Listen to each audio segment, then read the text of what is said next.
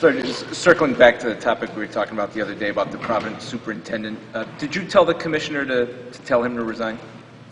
Yeah, so I'm supporting with the call for his resignation, and hope to see that done very quickly. What's happening now? Are they negotiating a deal? Is he going to get a golden parachute to leave? I think there are some negotiations going on right now, and we'll see where that lands. But my understanding there is some exiting negotiations going on. Just finally on that, what is your please? confidence level in the education commissioner? I have a high, I think that the commissioner has done a good job, and she's going to continue to do a good job. Hi, Governor.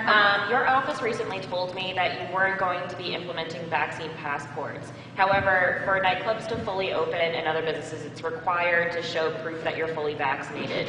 Why the switch, and also why nightclubs specifically when bars also have standing service might allow dancing? Yeah, so I mean the passports, that's an open issue. I think if it makes sense to do it in the reopening, then it makes sense in those areas. But in terms of the live performances that you're talking about, right? You're talking about live performances? Nightclubs, yeah, in terms of live performances. That it's just, that's what we feel as though is the safest way to do it, and so that's why we're proposing it. Yes, sir. What the governor said is completely accurate, and I'll say also that we're not requiring vaccine passports, no specific format for proof of vaccinations. Tom outlined it very well. There are multiple ways that someone can show that they are vaccinated, including the original vaccine card, including a digital image of the card, including one of these records that you get off of the website. And also, an establishment could decide that they're just asking individuals for their vaccine status. So these are options up to the local establishment, and we're not requiring a passport the way other states may be. An establishment might decide they want a specific format. So just to clarify, they could simply ask the question, are you fully vaccinated, and they could fully reopen. But just because they're asking that question doesn't mean that everybody walking in is fully vaccinated. That would be, if they were choosing that method, I'd recommend that they call the health department or commerce and talk through their strategy. Okay, Governor, Governor, I have a question from some business people. As you're aware, there's the worker shortage. They said they are considering hiring, whatever term you want to use, illegal, undocumented, but because they don't have Social Security numbers, they seem to be running into a problem. They want to do it official. How would you advise those businesses?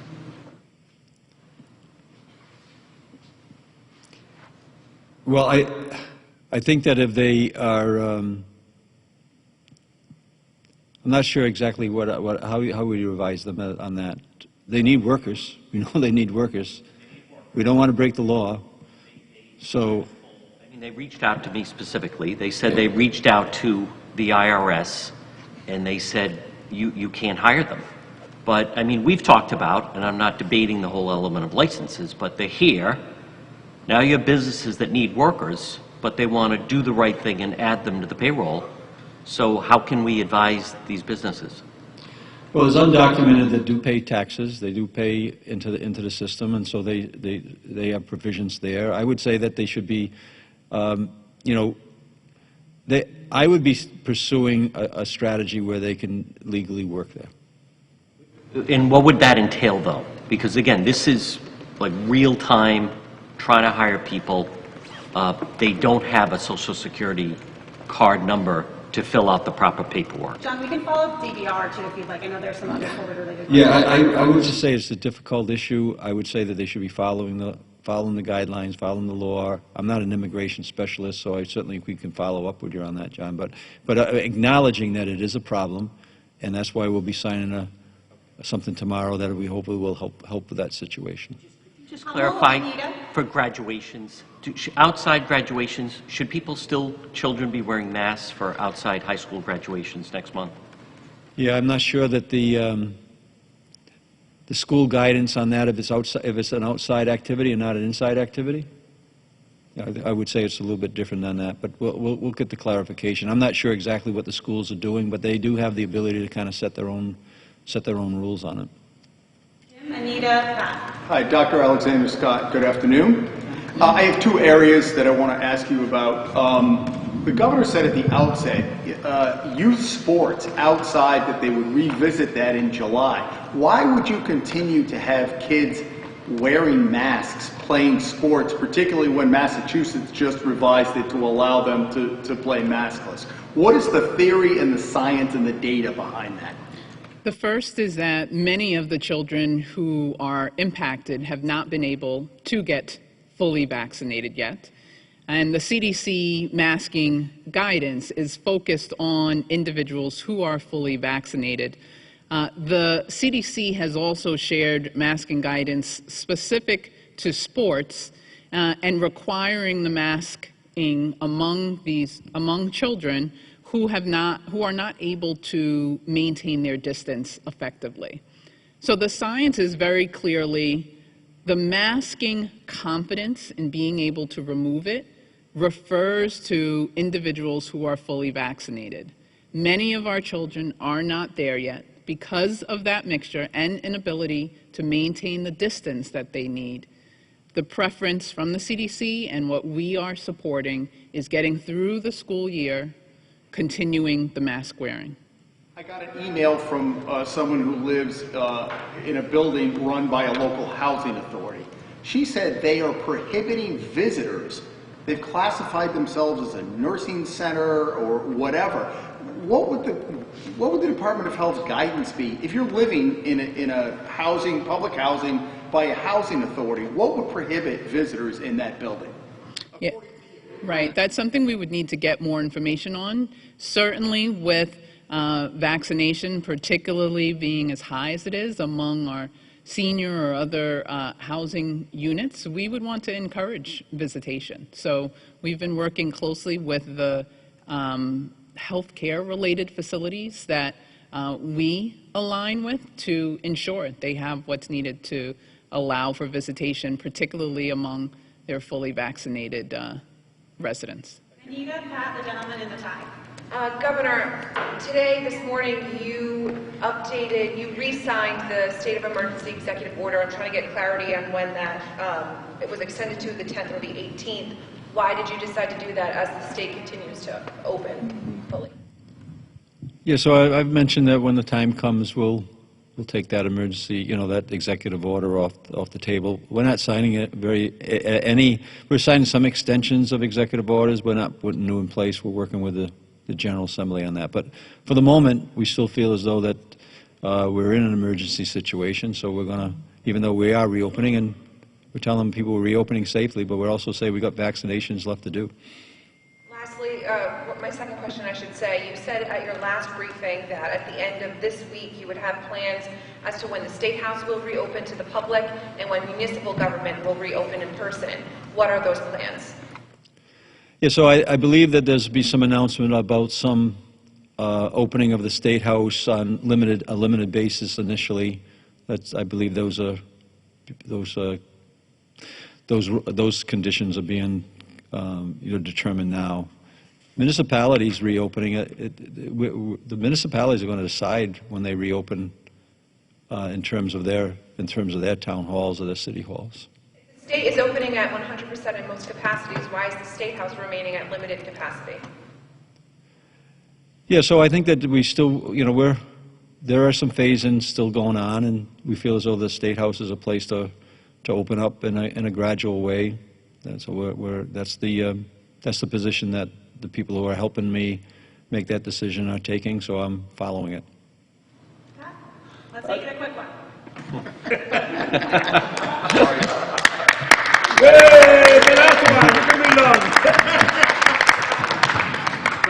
It's been a year of that. We can get an answer in a week or two. That might help as well.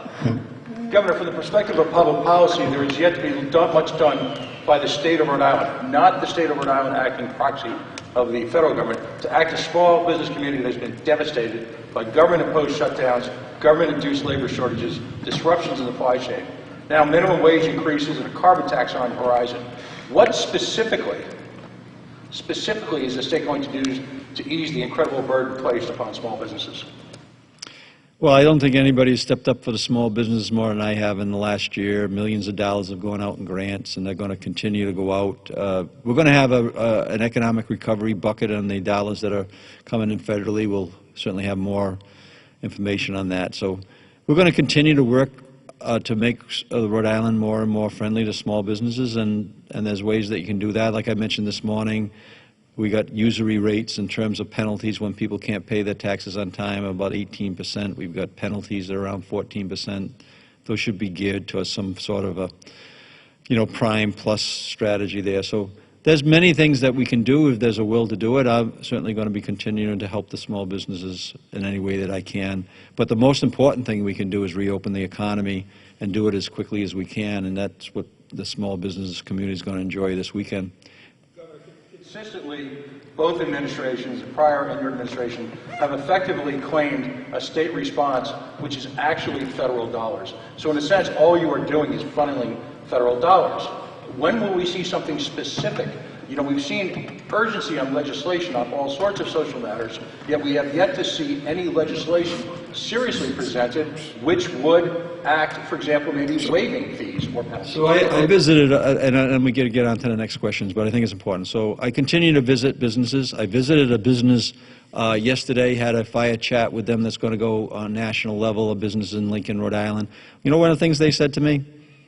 Our Commerce Department is the reason that we're here. So if you look at the programs that are in our Commerce Department supporting current businesses as well as businesses that establish themselves, and that's just one piece, there's going to be a strong effort in my administration to make sure that the small businesses are treated in a way where they can earn a living, and it's going to help strengthen our communities. And then Bill.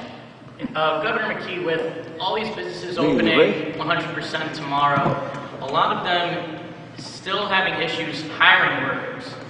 In your conversations with local business owners, do you see how long this issue could last and what they're doing to combat that?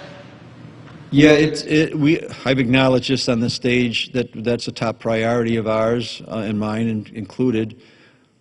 I had an interesting conversation with somebody yesterday that was explaining how difficult it was to get workers, and yet he let me know he's having the best year he's ever had. So I won't, let's make sure that we understand that the economy is growing. We've mentioned here that it's time for people to get back to work. We've set a date of May 23rd where they're going to have to show people who are on unemployment are going to need to show that they are looking for work. And we'll sign a bill tomorrow. I think that Matt Weldon could kind of go into detail on that if you'd like, now or later. But we are working, and we're the only state in the country right now that's passed legislation that is going to provide a path for that people can continue to collect the $300 bonus and go back to work. So if there's more to be done, for sure. And we're looking for examples of anybody that's done it better so we can copy it. But right now we're leading in that effort relative to get people back to work and still protect those three things: get people back to work safely, make sure we maximize the earnings in the families, and make sure that we get enough hours to operate our small businesses. That's an absolute priority for me right now over the next 60 days. This is for Mr. McCarthy. On today's slide, even if you're vaccinated, you still need to wear a mask. Bullet point 6. In places that serve people experiencing homelessness, that must be a tough part of this operation. Can you kind of explain how you're vaccinating the homeless? Yeah, our approach there throughout the vaccine campaign has been, in partnering with the many organizations across the state that specifically serve that group of Rhode Islanders. So obviously the most challenging part is locating and reaching them. So they've been fantastic partners there. I don't recall off the top of my head, but I can get back to you with it. But we've administered a large number of doses to our population of Rhode Islanders experiencing homelessness, and we've continued to do that as we identify them throughout the state. So I anticipate we'll be continuing that throughout the campaign. Governor, do you plan to bring the message to the Latino community with the Lieutenant Governor Matos? Because Not every radio station in Spanish covering this live, and we need the masses to go into the Latino community. Any plans from your office to go visit the 3 other radio stations in Spanish with Sabina Matos? I think that is a very good idea. I've been to all of them, so we certainly can come back with the Lieutenant Governor and talk about the mask policy for sure. We can get that done. We'll ask them if they invite me. I'll go. And the last question: are you supporting Angelica Infante Green with the situation that's going on now in the state and Yes. the city of Providence? Want to help continue working here? You're going to continue supporting Angelica Infante Green, and she's going to be staying here in Rhode Island. I support the commissioner, yes. And I do support her decision, as I've said publicly, in terms of asking for the resignation of the superintendent.